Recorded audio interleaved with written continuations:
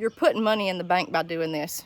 You're putting knowledge in your brain, you're putting food in your belly, you're putting money in the bank that you would have spent somewhere else. This is how to homestead. Hey y'all, welcome back to Harmon Homestead. Today, let's talk about chicken manure. We had somebody, I believe in Michigan, ask us about chicken manure, so we're going to do a whole video on how we fertilize our gardens, and I'm going to show you how to side dress corn with chicken manure. There's a huge difference here.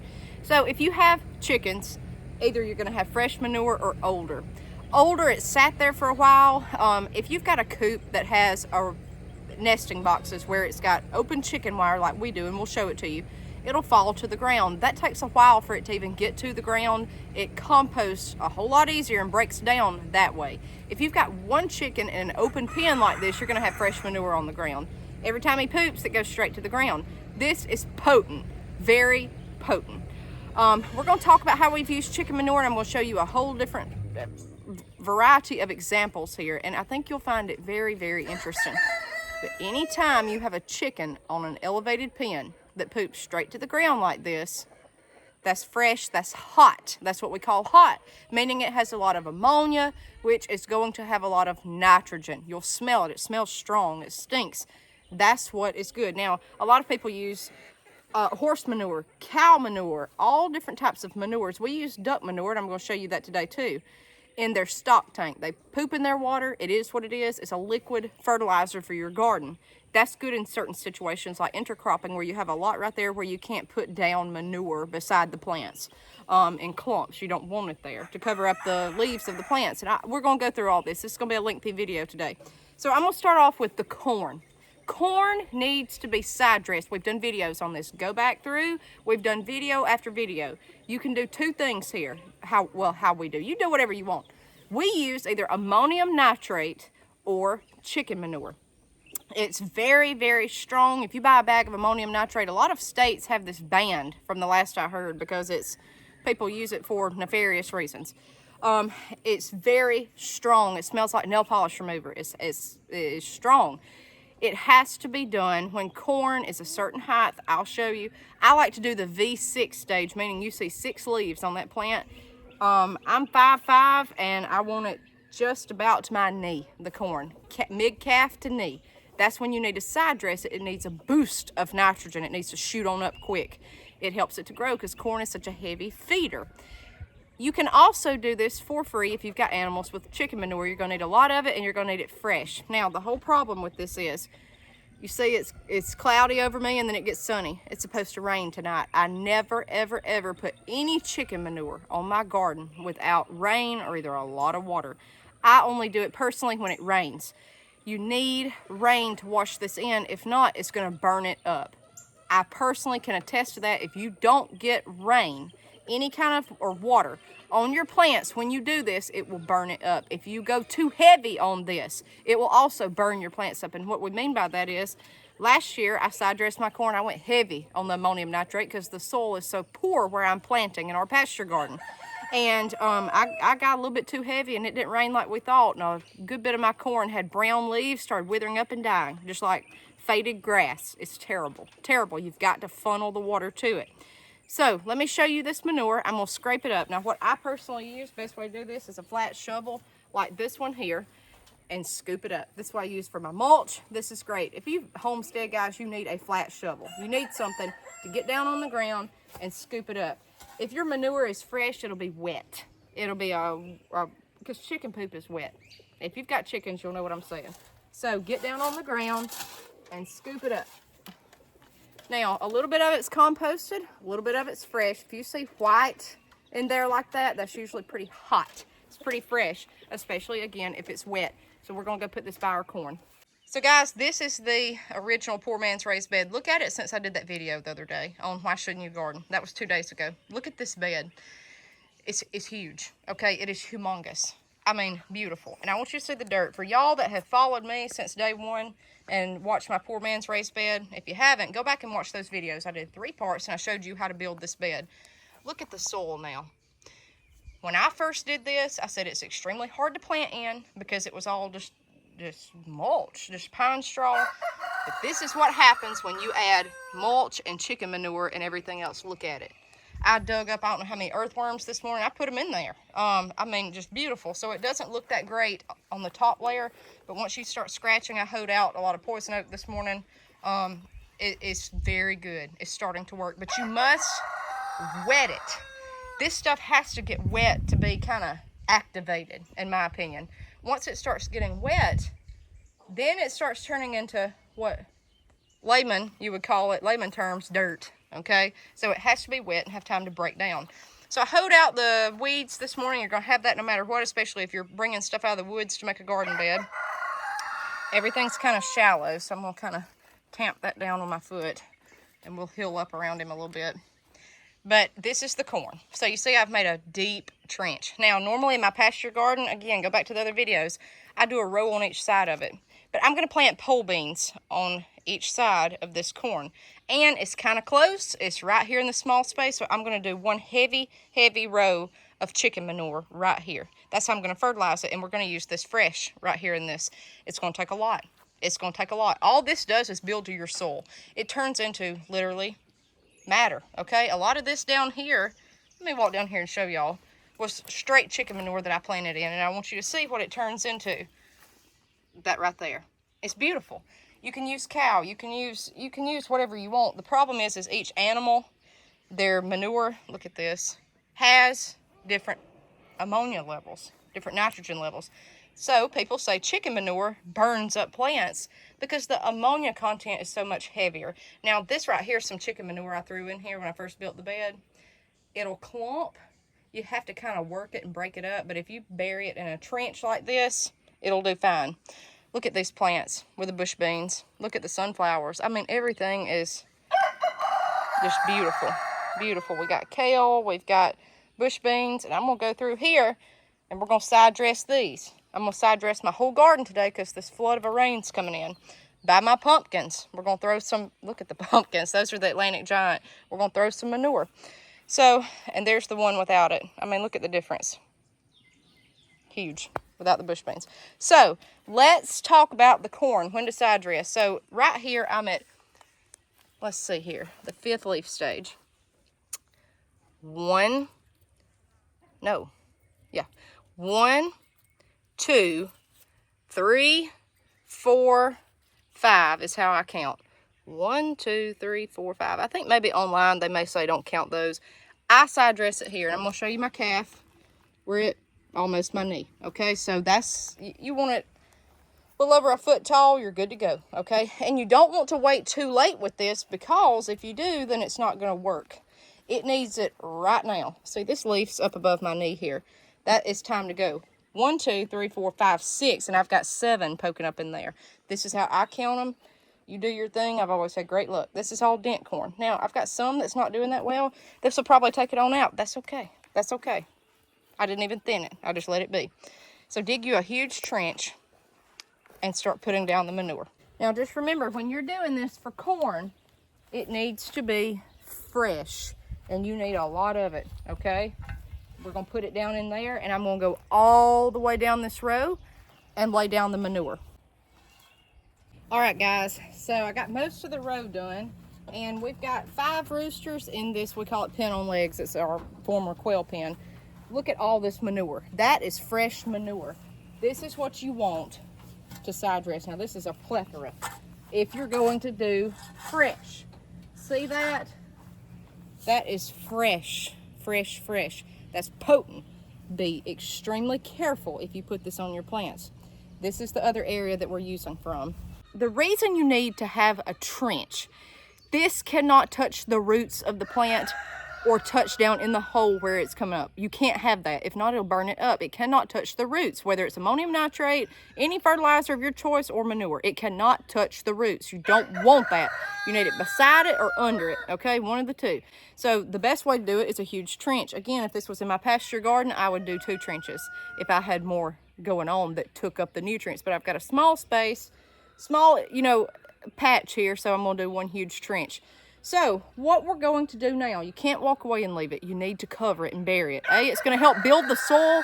B, that decreases your risk of this washing when it rains and getting down in that hole where that corn's coming up and burning it up. You've got to bury it. That's why you dig the trench. The deeper, the better.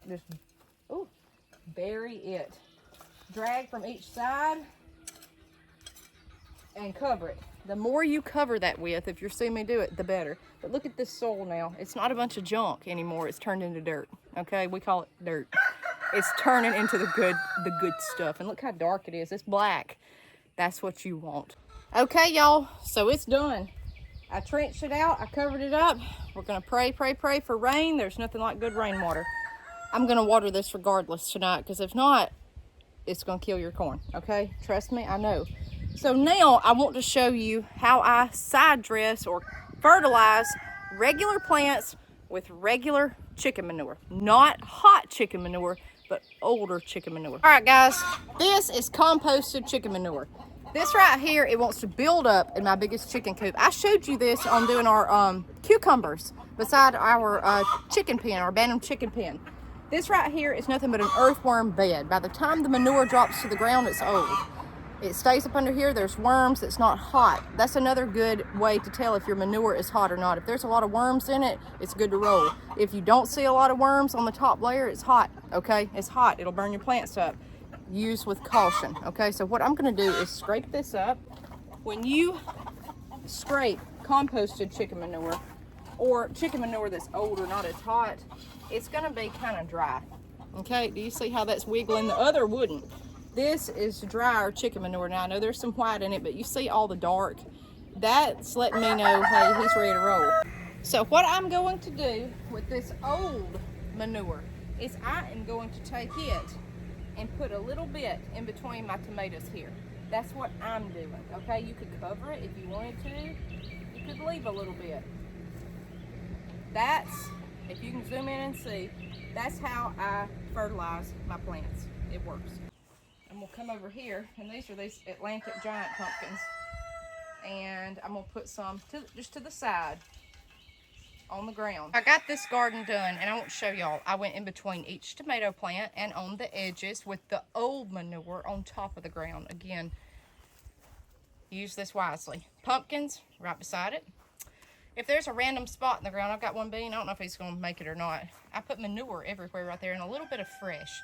All I'm doing is putting this into the soil. There's enough worms in here to turn it over to where there won't be bugs. But if you have this under a chicken pen all summer, you know what's going to happen, especially if it stays wet. Guys, I'm keeping pests out of my yard. By the time that flies start going and everything else, it's not a pretty sight what's up under that pen.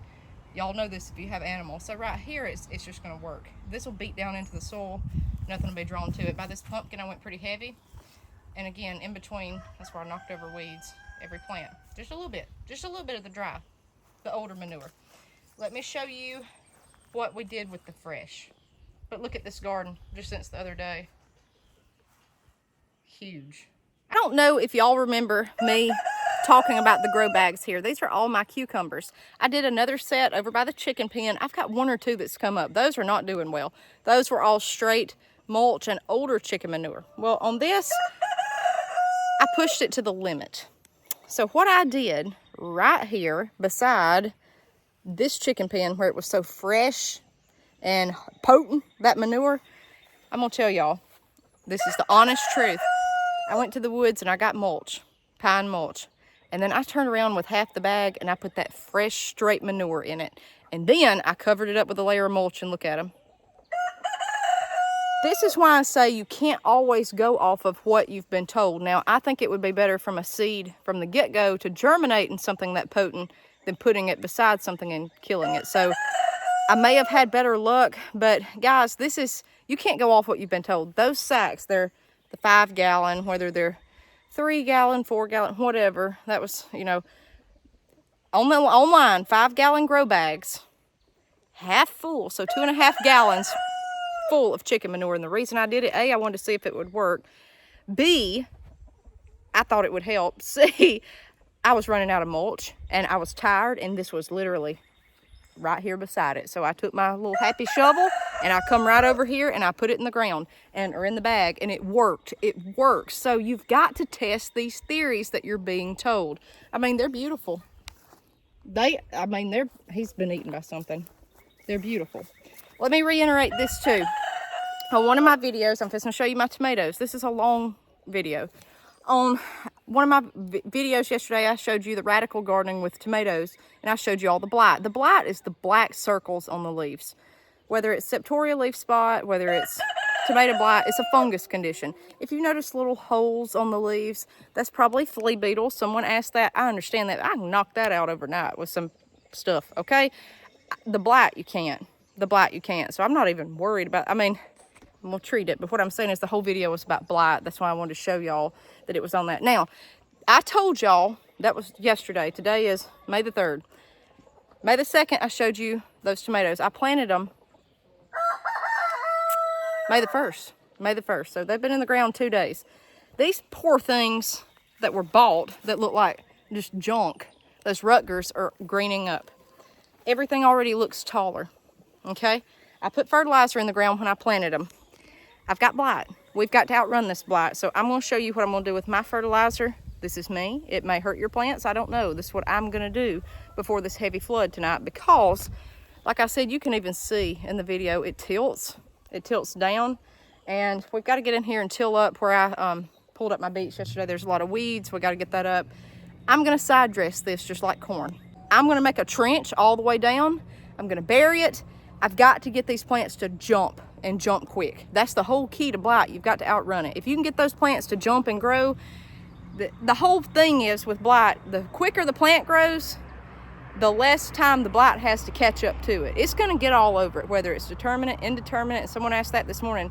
Don't prune determinate tomatoes. Well, I have with luck because I'm telling you, no, it's not going to keep, well, it will keep growing. If you keep fertilizing it, it'll grow to a certain point, but don't be deceived by that either, okay? Now, if you put it in the ground, yeah, it's only going to grow to a certain point, but if you get out here with some good manure and good fertilizer, you can make something grow, okay? You can push it to limits you've never seen.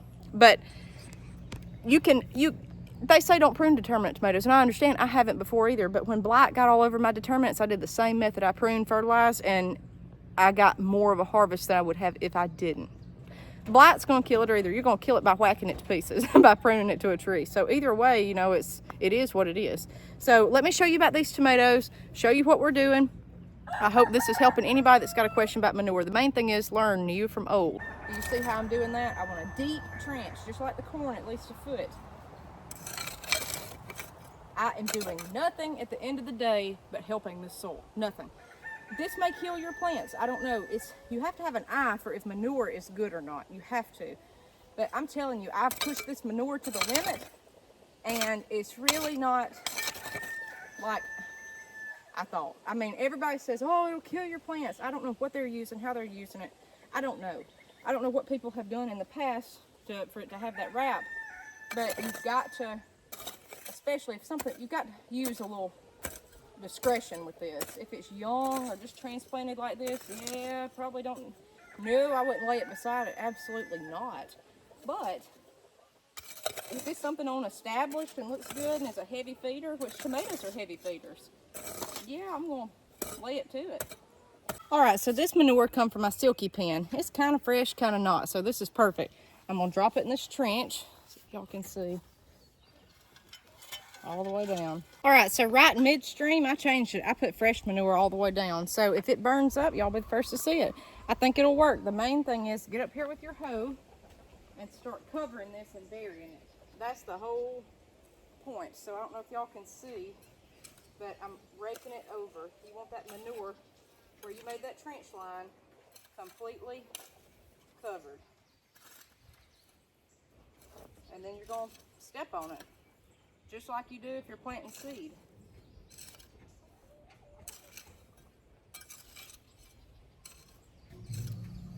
Just like that, and then walk it out. This is our duck stock tank. It needs to be changed today. I changed it a day or two ago. It's already nasty. So there's dirt in it, but a lot of it's poop. So I'm gonna carry that in a bucket all the way to the garden over here. All right, guys, it is bright, it's hot, and I'm almost done with this.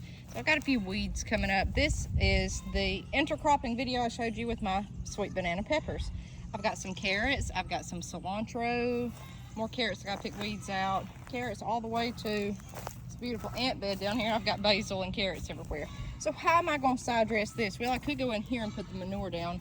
What I'm going to do is put the duck pond liquid here. The duck pond liquid is diluted.